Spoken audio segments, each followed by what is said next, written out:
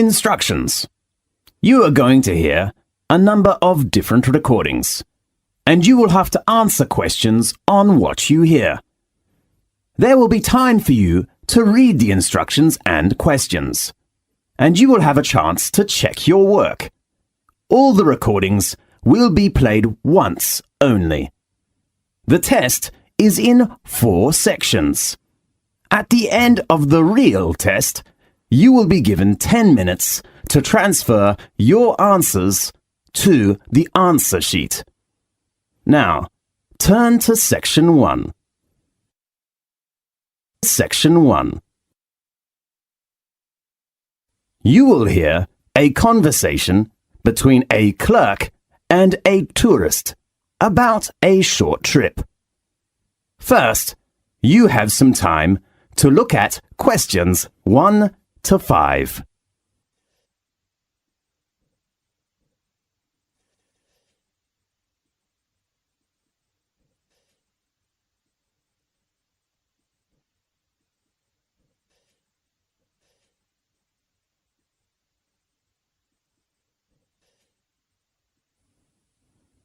You will see there is an example that has been done for you. On this occasion only, the conversation relating to this will be played first. Good morning, wonderful travel agency. How can I help you? Good morning. I'd like to know about the information about your short trip. What's the name of the trip? Magic One Day. Right. Could you introduce me to the tour? Of course. The name of the trip is Magic One Day. So, Magic One Day has been written in the space. Now, we shall begin. You should answer the questions as you listen, because you will not hear the recording a second time.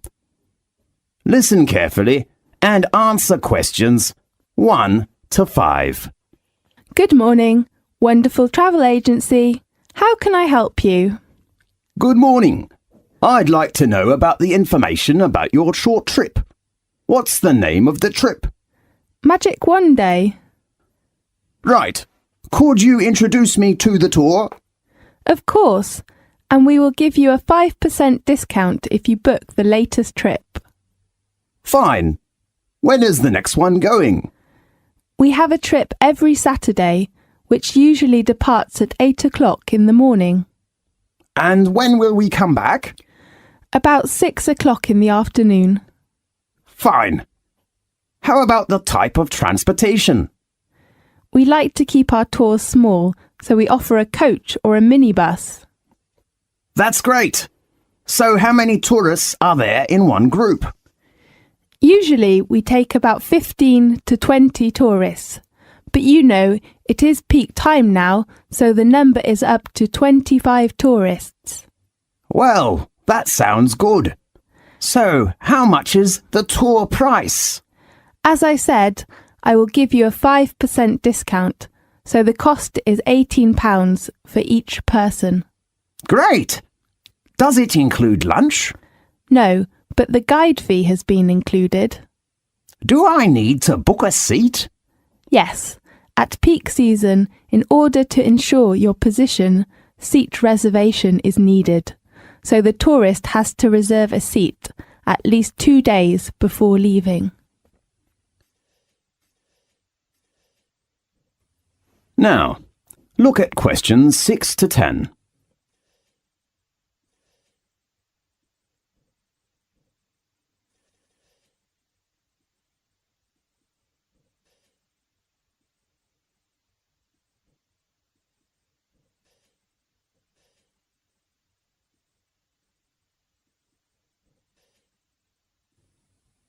Now, listen to the tape and answer the questions 6 to 10.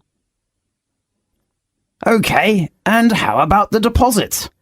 You don't need to pay any fees in advance. Fine. How about payment? Cash or credit card? Because we collect money just before departing, the only payment we accept is cash. Fine. I see. That's okay. And let me confirm you with your customer reference number. Fine. That is FC864. Right, I'll write it down. How about other things do you want to know? Yes.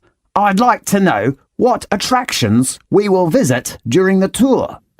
Well, let me check the time schedule. We will start at 8 o'clock and will arrive at Edinburgh about 10 o'clock. The first resort we will visit is Old Castles, the most famous Scottish castles. It is the home of the Scottish crown jewels, the oldest royal regalia in Britain. Well, may I take photos? Of course. I heard that the City Hall is a good place. Will we go there? The next tour does not include that place. OK. And then we will go on to St Giles's Cathedral, with 1,000 years of history. It is renowned for its stained glass, regal organ and beautiful thistle chapel. Great. Is it near to the zoo? Yes. After lunch you will visit Royal Palace. It is a good place to know about royal family's life, but it has a rule with no photo. Right. But you can pick some souvenirs in the local handicraft shops close to the palace. Great. And about 4 o'clock we will get to the Seabird Centre. Do you mean the aquarium? No, they are different places. OK. Does it have an animal performance? Sure, you can appreciate the play of dolphin and sea lion. It sounds good. About 6 o'clock we will return. If you need other information, please read our tour booklet. Fine. Thank you very much. You're welcome. Goodbye. Goodbye. This is the end of section 1. You now have half a minute to check your answers.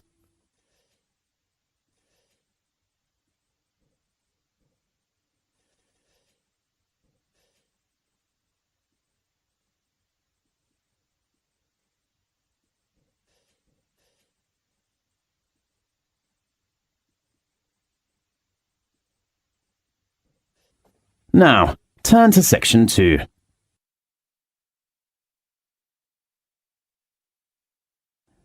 Section 2. You will hear a conversation between a doctor and a student. First, you have some time to look at questions 11 to 15.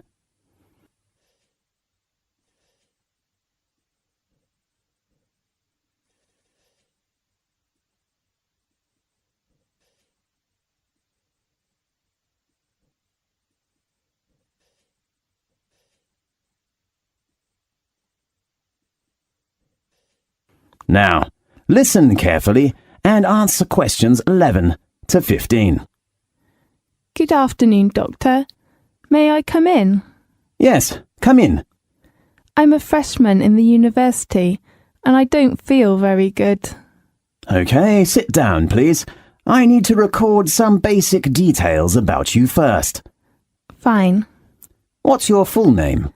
Mary Nixon. Is your surname spelt Nixon? That's right. Well, Mary, what's your major? I'm studying art. A good choice. Tell me your registered number.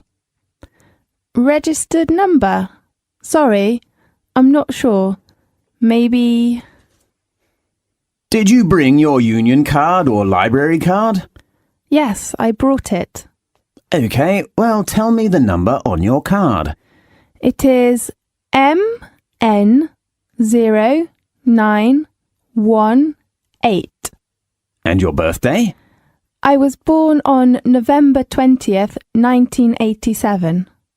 Where are you from? I come from New York. Oh, we are from the same city. Really? Yes. Where do you live? Campus accommodation? Actually, I will move out from campus flat tomorrow. I rent a house in North West with 3 friends. Fine. Tell me your present address. It is 17th King Street. Okay, and your contact number? 3678259. Right, now let's get some of your medical background. Okay. Have you ever had any serious illnesses or accidents? I got gastritis when I was in middle school. Did you have an operation? No, I just took medicine and had some injections. Anything else? No, nothing. Now, look at questions 16 to 20.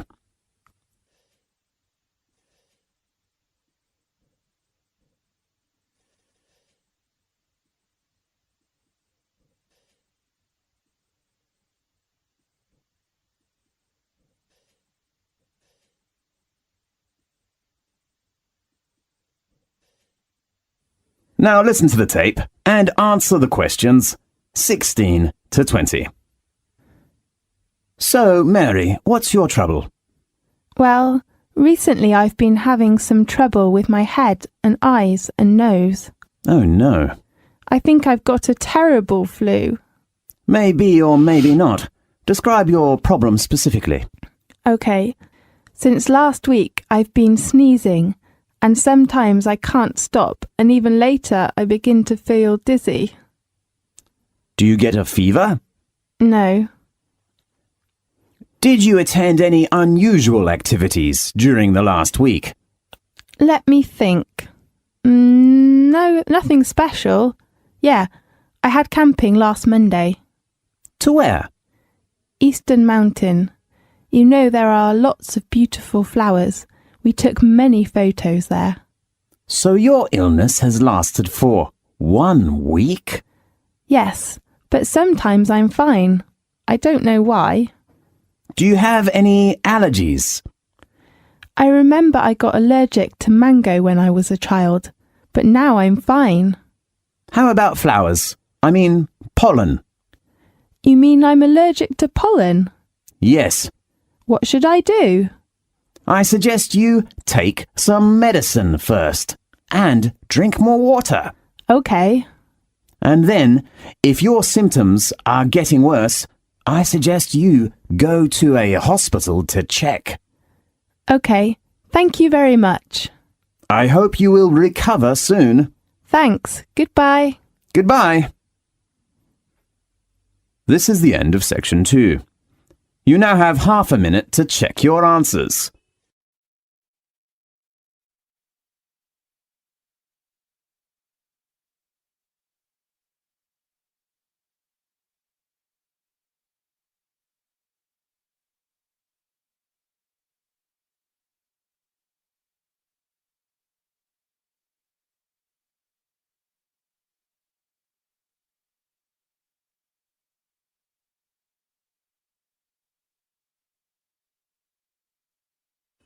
Now, turn to section 3.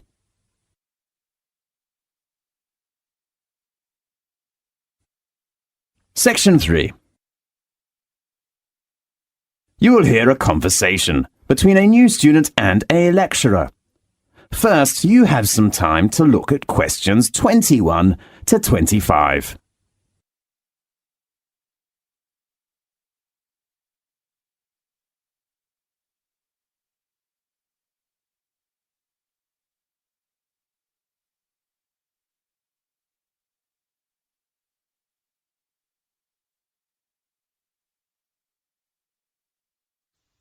Now listen carefully and answer questions 21 to 25.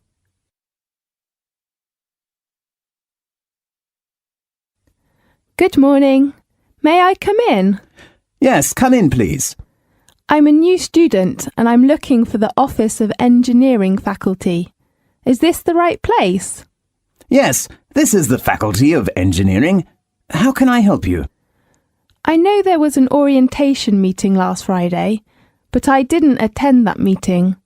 So I'm wondering if someone could give me some information about, the campus life or course requirements or something like that. Yes. Sit down, please. Where shall we begin? Firstly, how many lectures do I have to attend every week?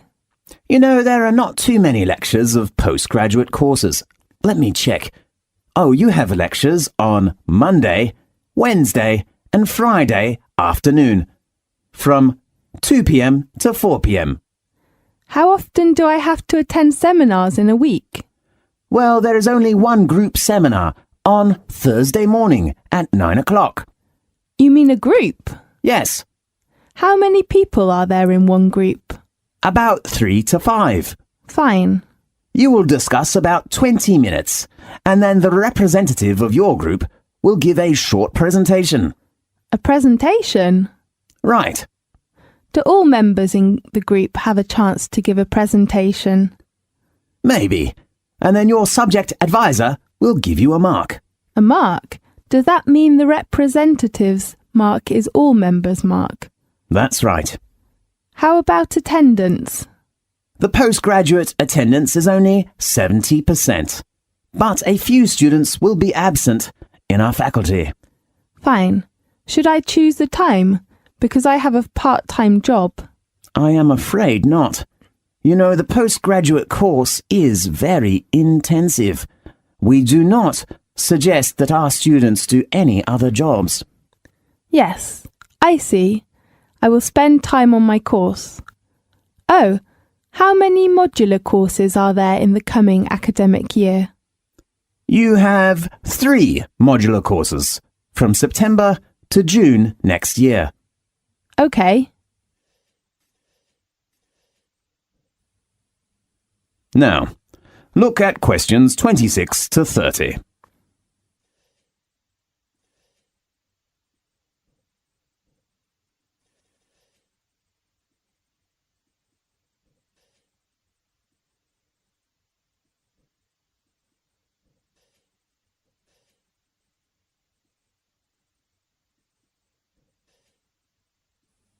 Now, listen carefully and answer questions 26 to 30.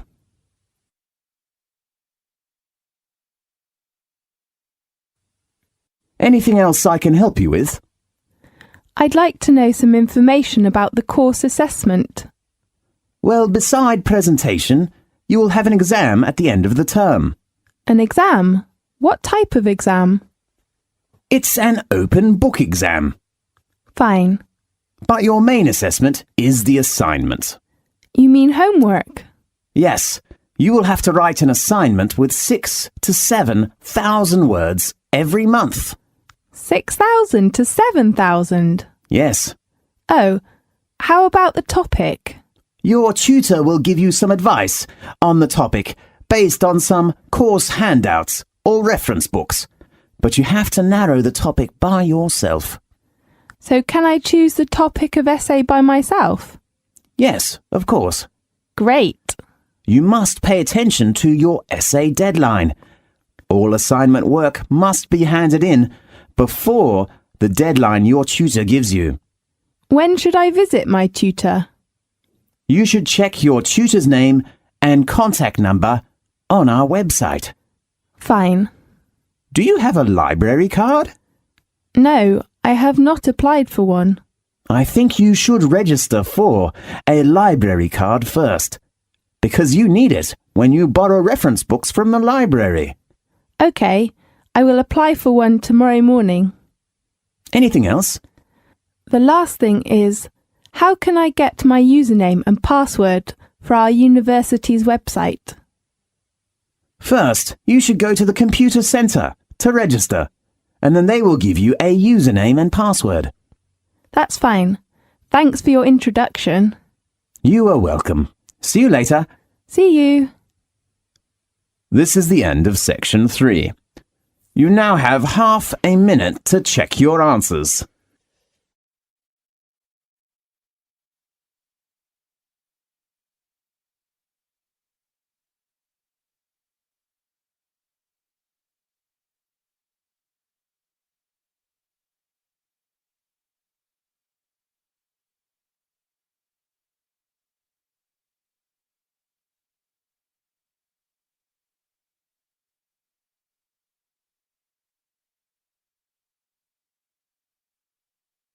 Now, turn to section 4.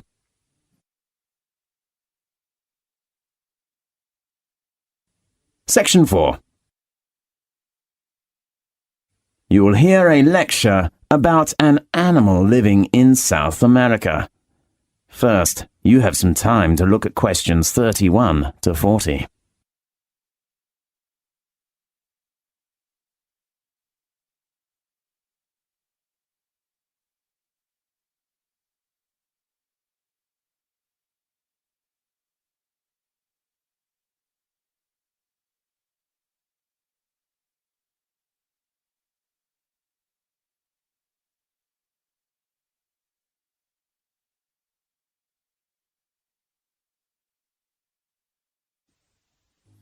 Now listen carefully and answer questions 31 to 40.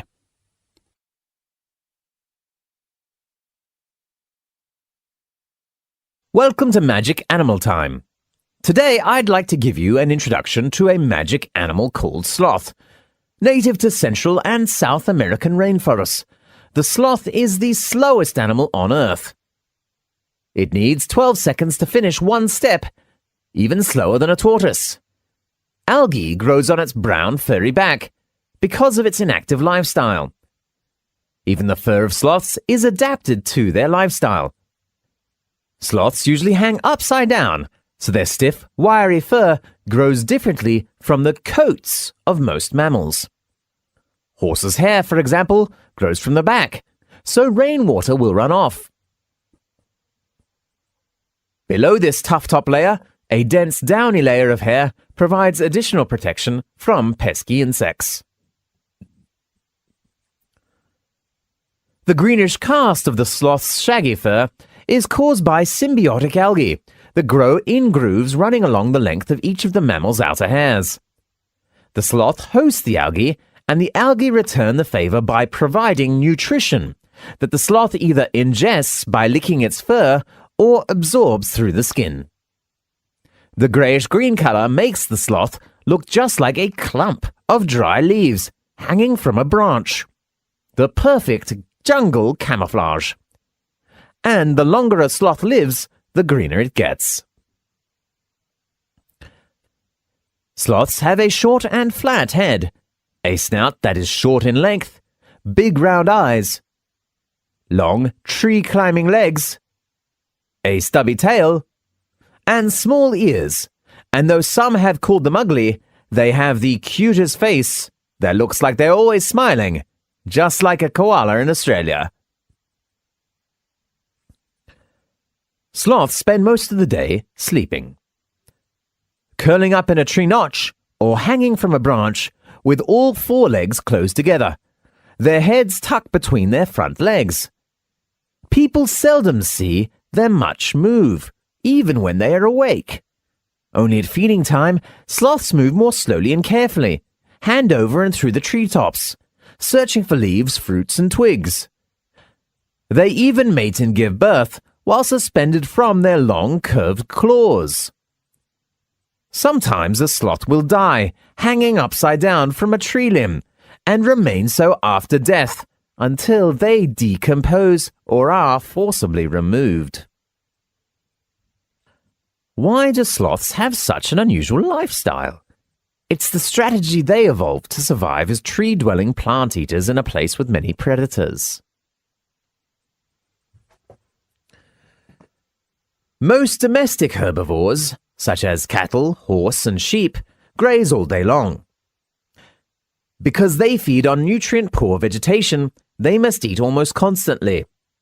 Sloths are also classified as herbivores, and their diets are also low in nutrition. But rather than munching all day long, they have become masters at conserving energy.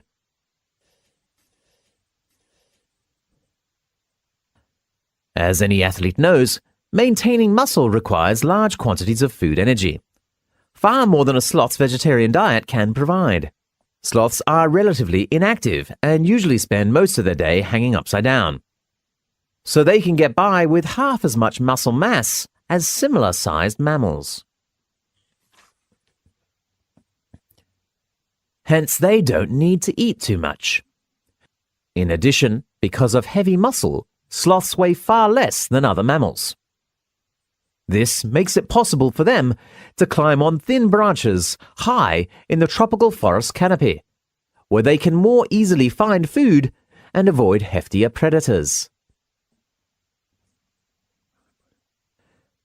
Keeping a high body temperature also takes energy. Sloths fulfill this need by maintaining a lower average body temperature than other mammals. Dogs, cats, horses, sheep and cows all have average body temperatures between about 100 and 103 Fahrenheit, but a sloth's average body temperature is about 93 degrees Fahrenheit. Equally important, a sloth's body temperature fluctuates with the surrounding temperature. Like snakes and frogs, which are cold-blooded creatures, a sloth's body temperature is highest on warm, sunny days and lowest at night and on rainy days. Sometimes, a sloth takes a sun bath in the morning, warmed up. Then, during the hottest times of day, it hides in the shade so it won't overheat. During a 24-hour period, a sloth's body temperature may vary as much as 10 degrees Fahrenheit. If the body temperature of a person, a cat, or a dog varies just 5 degrees Fahrenheit, it can be life-threatening. Because sloths have difficulty moving over land, they spend most of their time in the trees. They can get just about everything they need high above the forest floor, even water, which comes from eating juicy leaves and licking up drops of morning dew. Short bursts of feeding, followed by long periods of inactivity, make sloths less vulnerable to large raptors, such as harpy eagles and other carnivores, such as ocelots. As long as sloths remain perfectly quiet and still, they're nearly impossible to detect. At feeding time, a sloth reaches out, grabs an overhead branch with its flexible feet, and tugs until the food is within reach of its long tongue. After pulling the vegetation into its mouth, the sloth clips the leaves with its hard, tough lips and slowly grinds them with a large, peg-like teeth. A sloth digests its food just as it does everything else, very slowly. People usually digest their food in about a day, but sloths can take about a month to finish the process. As soon as a sloth swallows a mouthful of pulverized plants, the bacteria in its stomach and intestines begin breaking down the food. It takes many hours for the bacteria to digest the tough plant material that makes up a sloth's diet. Only then can the sloth absorb the nutrients it needs to live and grow.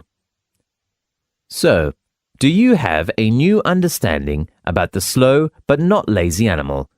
Next week, we will talk about... This is the end of section 4.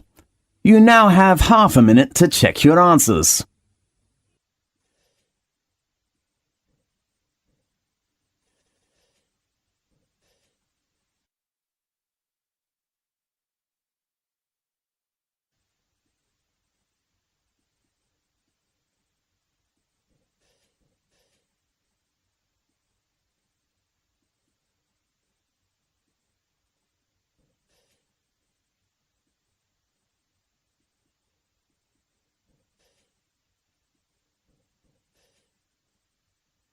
This is the end of the listening test.